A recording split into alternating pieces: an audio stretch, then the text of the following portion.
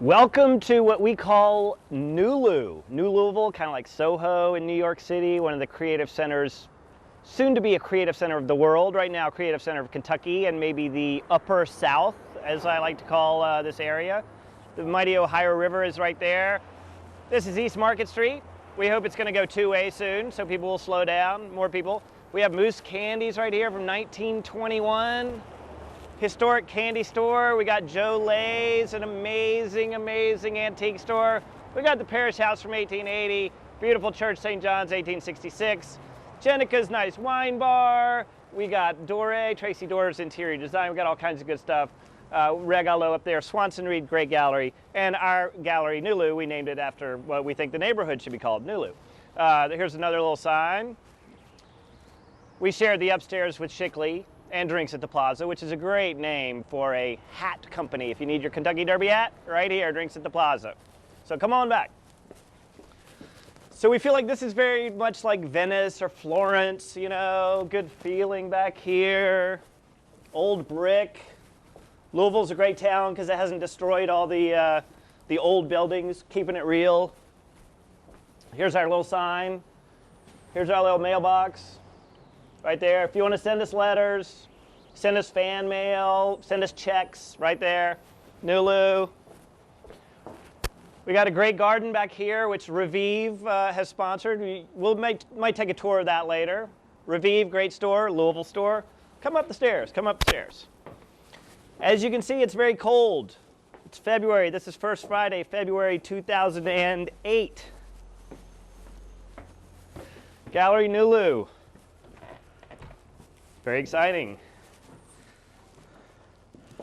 Oh my gosh, I'm having an identity crisis. Crisis. Self-aware, self-esteem, self-centered, self-improvement. So this is Christopher Haukshow. He's from Louisville.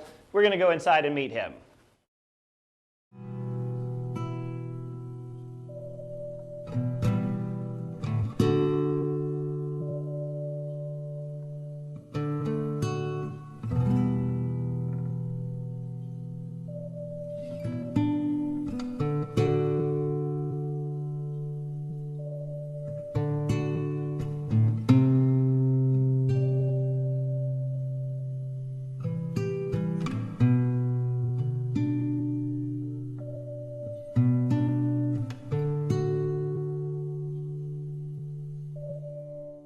I'm actually a native of Louisville, and I live in Atlanta now, and had the chance to come back and meet Gil and Stephanie, and it's been really great. I'm working on a public art project with the city and trying to do something in September of this year, and had the chance to meet Gil through the course of those discussions, and we started talking about my paintings and installations and video, and so we're kind of here doing an exhibition, which is really nice. But the topic that the exhibit explores is identity. It's called Identity Crisis, and it sort of explores the commoditization of identity and how we form identity in this hyper-mediated environment that we live in. You know, we've got reality TV and MTV and, you know, all of these different mediated environments, YouTube.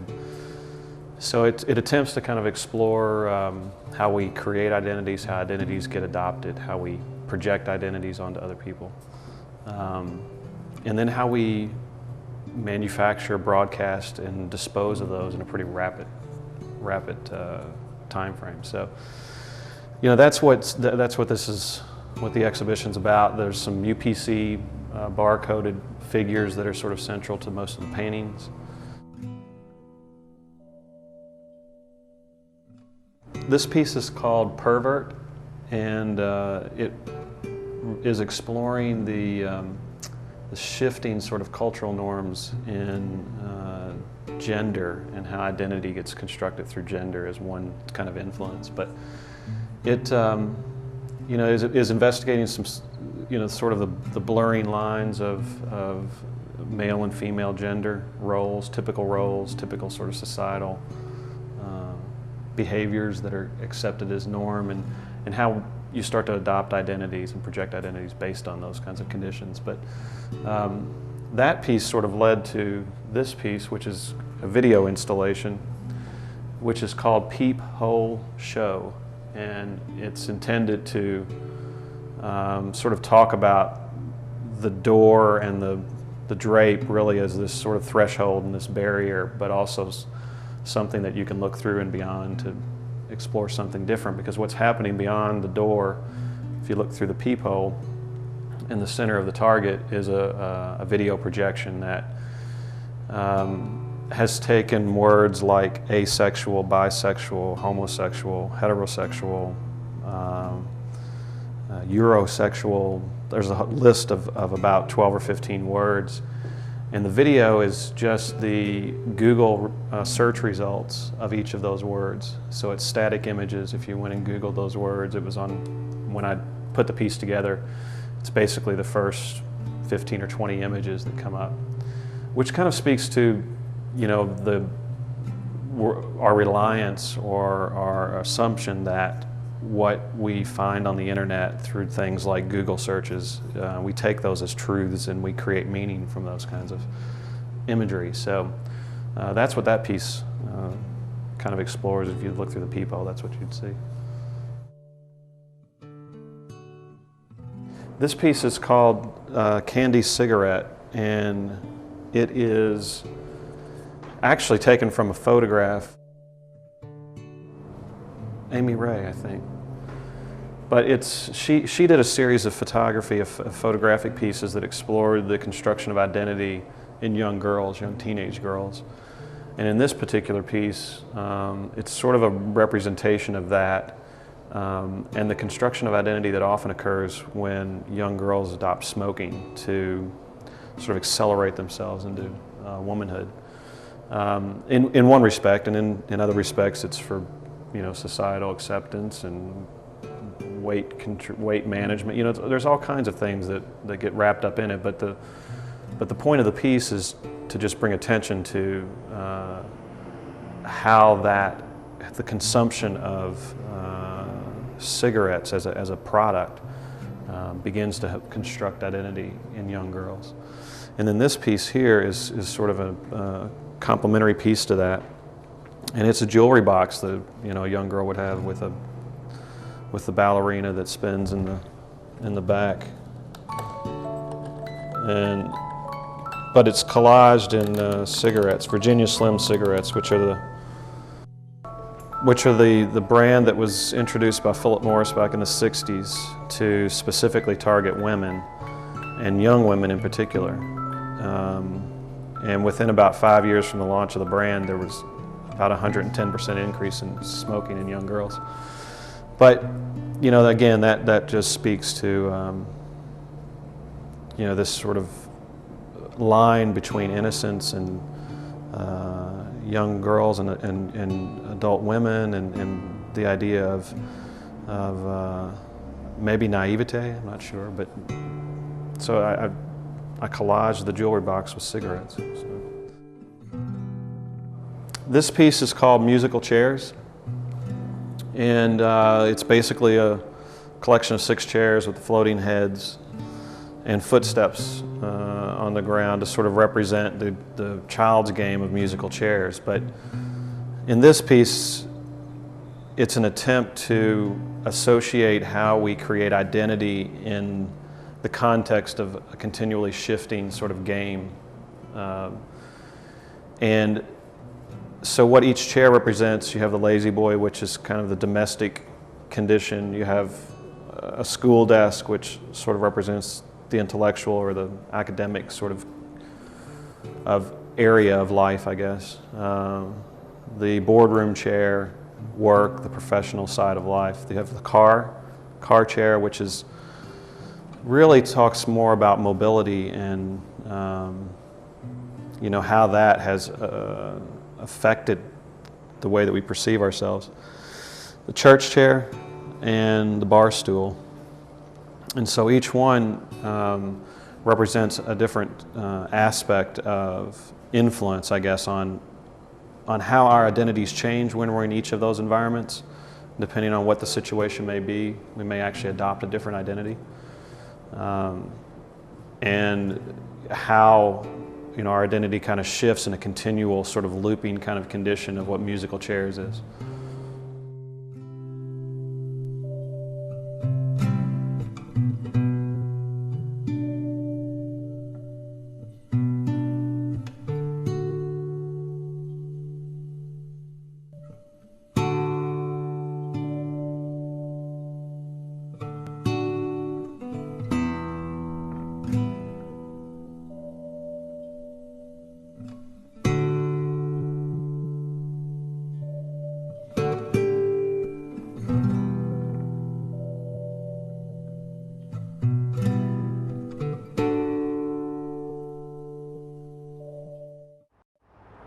All right, and then this, still on East Market Street, and if you look up here, just to show you the first Friday gallery hop, that's what's going on tonight, February. Is it February 1st? January 31st, I don't know, 2008. Anyway, this is the famous Zephyr Gallery. We all have our signs on the street, very nice. Let's see if there's any artists here to talk to.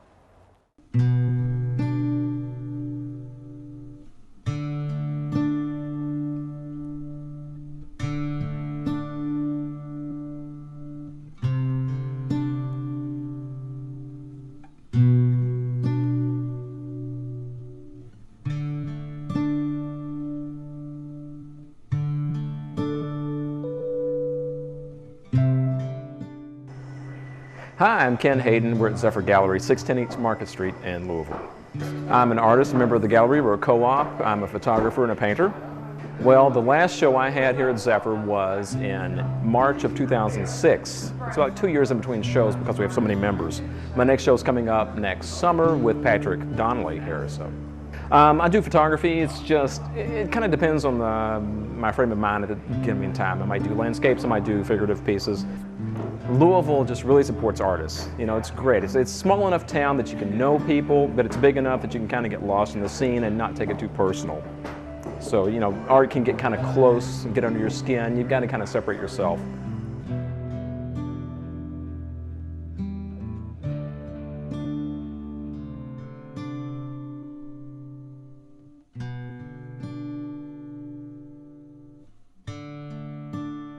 Zephyr Gallery, what's happening at Zephyr Zephyr Gallery? Gallery, we have an intern show. It's Laura Skinner on this floor.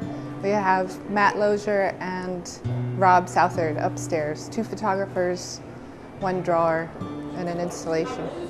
It's pretty interesting. My last show at Zephyr was probably a year and a half ago. My next show will be next month, a couple of weeks. Pretty active little community we have. I think that it's just gaining. It seems to be picking up momentum, and people are really excited and seeing what's happening.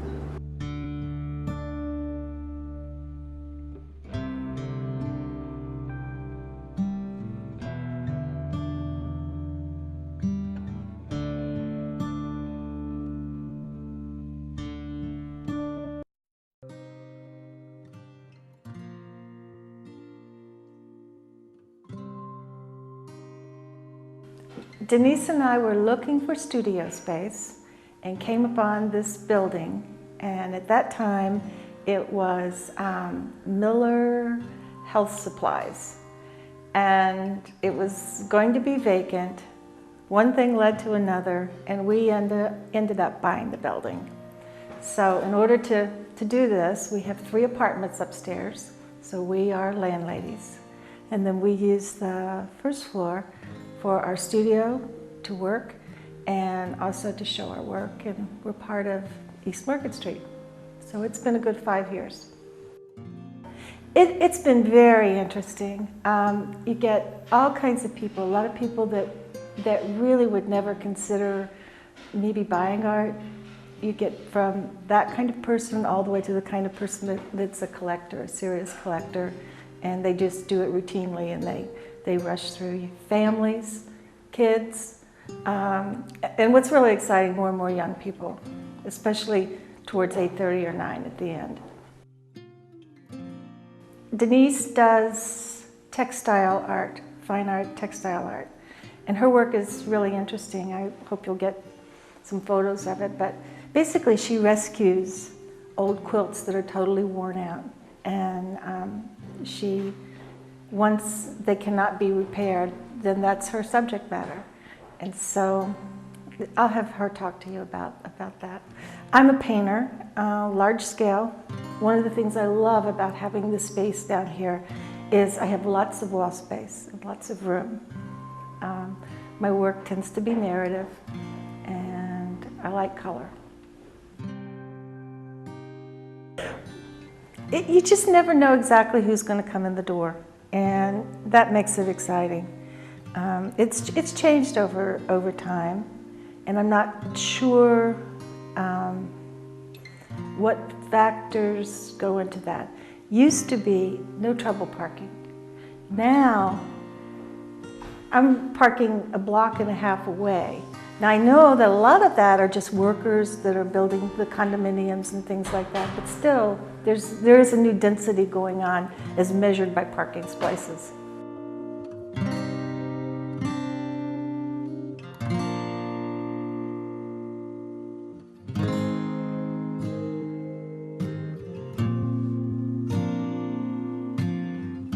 Well, I do work on old, discarded handmade textiles.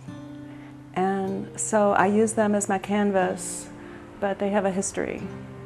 So I am just interested in the patterns, the stories behind the patterns, and then what happens when they wear out, and then the texture that happens after they wear out. So I bring that out in paint.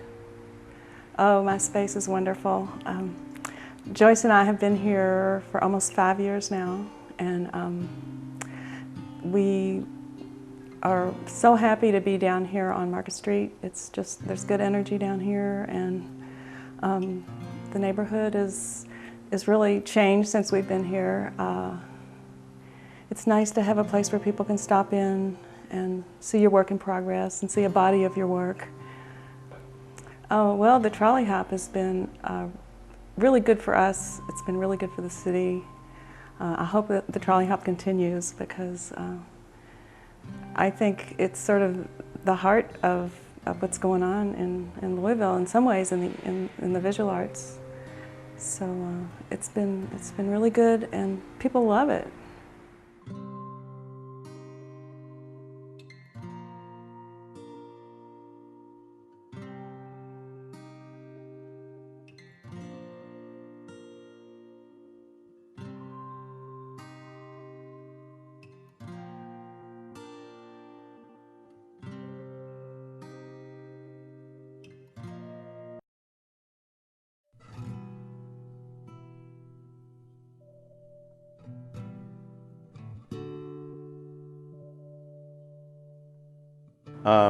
Well, I'm Chuck Swanson. I'm the co-owner of Swanson Reed. My partner is Susan Reed. We started this gallery, we actually started in 1998, which is mind-boggling to me. So we're really in our 9th year, I guess. We started as Swanson Crawley, and then but I have a different partner now, Susan Reed. And we've been showing contemporary art in a variety of forms for the entire time, and we've shown a mixture of local, regional, and national artists. We show installation work, and we show video. We show performance art. We've done quite a bit of performance art, and we've also done singer-songwriters and you know, abstract musicians from Sweden. Just a variety of musical events to go along with the art, and it's so we're sort of an all-around entertainment you know, venue in some ways. But we show the kind of things that you probably couldn't show in bars, because people need to pay attention to it. We've shown some you know, some really nice things. Like we had an art exhibit one time with a young couple. He's from Louisville and she's from Japan, and they did a thing called Bunny Bunny Bunny, and it was a exhibit and a performance. And in the performance, they wore jumpsuits, and he played a Nintendo computer through a Apple I mean, a Nintendo game through an Apple computer, and she played bass guitar with her foot while she sang in Japanese about the importance of oral hygiene, and you know, which nobody understood, but it sounded great, you know, and then they gave out prizes. They did like they called people up and gave them gifts, and it was really just a beautiful performance, just happy and you know, so I love it when we can hit on something like that. The public likes it too. Well, the Gallery Hop started about 5 years ago in November, and it was really almost an immediate success, although the ridership on the trolleys and the amount of people that came to the gallery really increased for at least 2 years, almost every single month. You know, it can't hardly increase more than it already is. I mean, in nice weather, the sidewalks are packed, all the galleries are packed. It's a big party for the city. It's very successful. It's energized the area for sure. Artists love it because they know that they're going to get a lot of people to see their work. Even if we show somebody from out of town that has no local following, there's still going to be hundreds, if not thousands, of people that come through to see the work because almost every exhibit we have, that we do 10 exhibits a year, and they're not monthly, they're more like 5-week exhibits, but every one of them has at least one chance at a gallery hop. You know, the neighborhood likes it. There's a lot of spin-off. I mean, there's people that set up their artwork on the sidewalks. There's street musicians. Sometimes some really good street musicians, sometimes not. And you know, oh gosh, there's like a guy who set up a kind of almost like a guerrilla video projection on the side of the building 3 doors down. He did that for a couple gallery hops, and you know, it's a good thing. We're showing Lance Tarpey and Lennon Mihalski, and both of these artists are from Lexington. One is an established artist who's you know, in middle age, and the other, Lennon, is a young artist who's just getting started in Kentucky.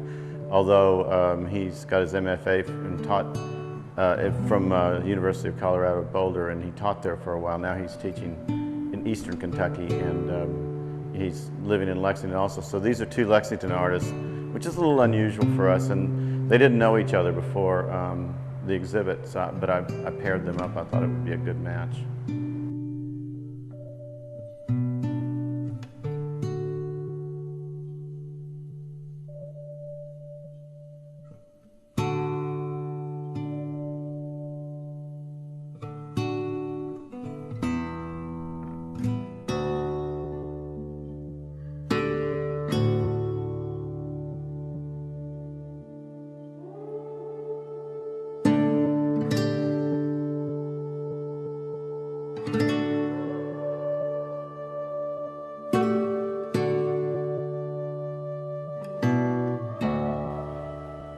Not a lot of people know, but a lot of the reason why I started making photographs in Louisville was because I was hanging out at bars a lot and making friends with people, like in a really social scene, drinking, and never had one-on-one experiences with people. So I would explore Louisville by myself in my truck or my bicycle, and find interesting places that I would want to take people on adventures. And it was almost an excuse to hang out with people who I had met one-on-one during the day. So I'd say, hey, do you want to go see this really interesting place and make a photograph? And we'd go, you know, I'd drive in my truck and spend some time. And I never really knew what the photograph might turn out to be. I would have kind of a vague idea, but a lot of it depends on what my interaction with the person is. And so then that body of work, the Louisville Portraits and Spaces, has grown over the years, and I stopped including people in some of the images. And another body of work, which is the Moby Dick, Shooting Moby Dick at Night series, relates to that in a way that I had a list of all the Moby Dicks in Louisville, which it's a local chain, and I would drive by different ones, and they kind of looked like spaceships at night, landed in parking lots. And so I went to the phone book and I listed all of the Moby Dicks, and that was another way to take people on adventures. I'd say, hey, do you want to go shoot Moby Dick at night? Do you want to go to Shelbyville Road or Dixie Highway? And so we'd go to all these like random places that we normally wouldn't go and look for Moby Dicks. And sometimes they didn't exist because they were closed down or whatever, or the address was wrong. In a way, it was just searching for the great white whale. It's rockin'. Yeah, it's a good place. I'm pretty proud to say that I'm a part of it, and I like bringing people from out of town to Louisville to show them around, and show them how much is going on. I've shown work in Austria, in Graz, with Julian Robeson. He curated 5 artists to take work that kind of related to Kentucky and Louisville over to Graz. And that was a really interesting show called Nowhere. And then we brought that back to Louisville and showed it at the New Center. And since then I've also had a solo show at Zephyr Gallery. I'm a member. It's a co-op gallery on Market Street. And I also show out of town. I've been in different group shows in the Midwest, and I'm planning a show in Moscow, Russia in a couple months, and then in San Francisco. So.